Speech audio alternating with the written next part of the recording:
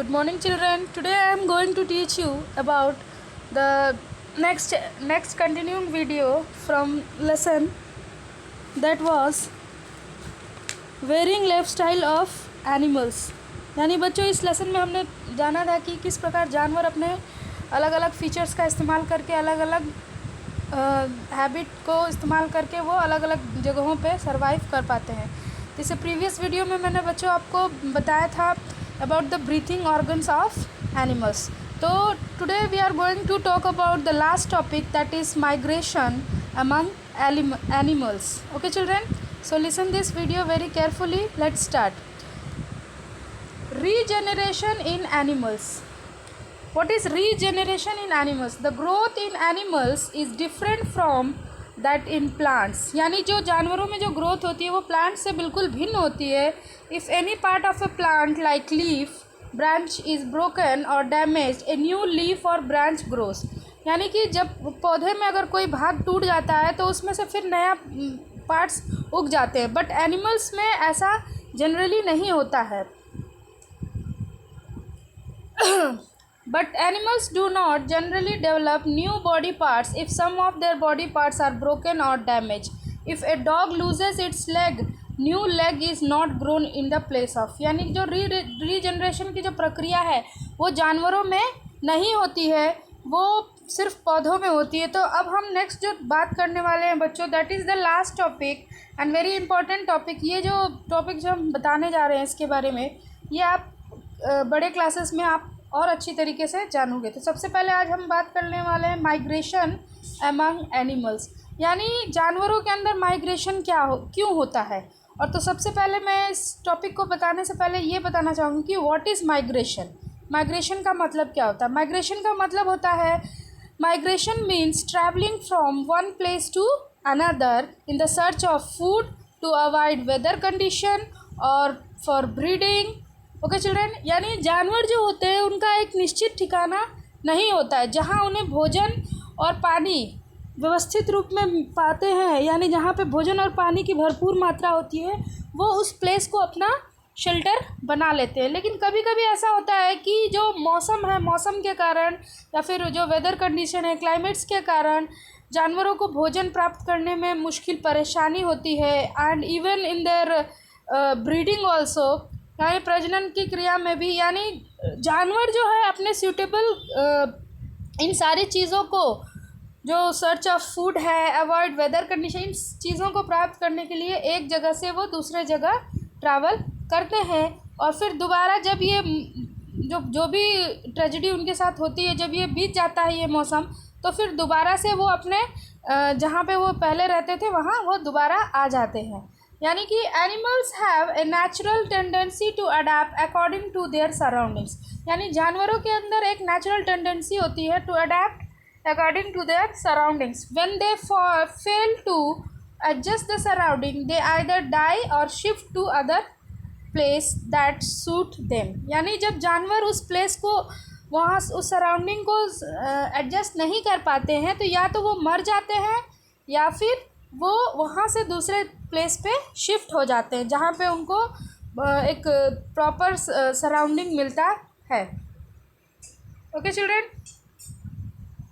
The movement of animals from one region to another at a particular time is known as migration.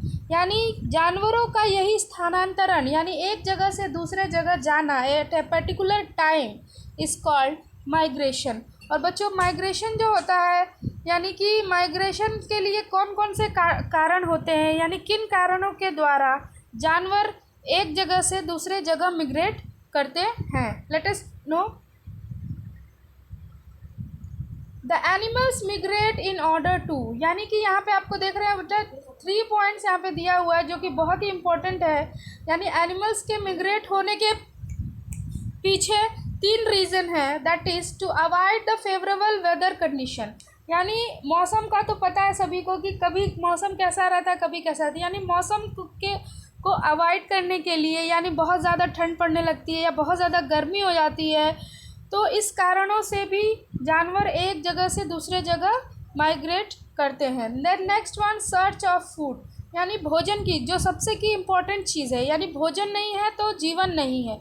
इसलिए जानवर जो है भोजन की तलाश में एक जगह से दूसरे जगह ट्रैवल करते हैं। And then third one is reach their safe breeding places, यानी कि जानवर जो होते हैं वो एक सेफ प्लेस ढूंढते हैं अपने ब्रीडिंग के लिए। मैनी फिशेस, यानी बच्चों आपने देखा होगा many fishes, mammals, insects and birds migrate when the conditions become suitable and they return back to their original home. यानी आपने देखा होगा कि बहुत सारी ऐसी मछलियाँ हैं, मैमल्स है, इंसेक्ट्स है और बर्ड्स है जो कि when the condition become suitable, यानी जब कंडीशन उनके रहने लायक हो जाता है दोबारा से, तो वो दोबारा अपने ओरिजिनल होम में लौट कर चले आते हैं। जैसा कि आप देख रहे हो यहाँ पे स्क्रीन पे, the arctic tern is an interesting migratory bird. यानी आर्कटिक टर्न जो होता है, it travels a distance of about 1,70,000 kilometre from its original home in arctic reason.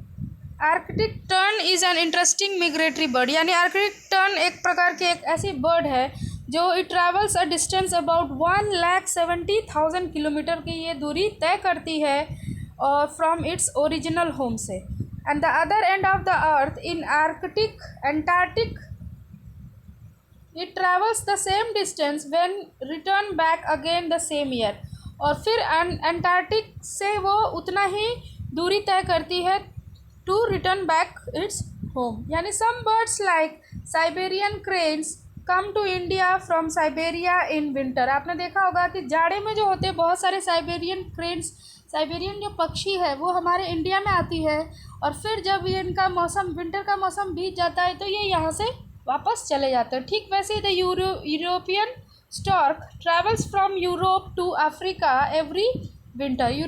European stork जो होते हैं वो भी यूरोप से अफ्रीका को ट्रैवल करते हैं। It returns in Europe in spring, और बसंत ऋतु में ये वापस चले जाते हैं। Eels, the snake like fishes spend their life in a fresh water and when they grow up, यानी जो ईल्स होती है वो पानी के नदी, छोटी छोटी नदियाँ जो बहती है उनमें पाई जाती है, लेकिन जैसे ही वो बड़ी हो जाती है तो they go to the sea to lay eggs. यानी जैसे ही ये बड़ी हो जाती हैं, एडल्ट हो जाती हैं, तो ये अंडे देने के लिए समुद्र में चली जाती हैं।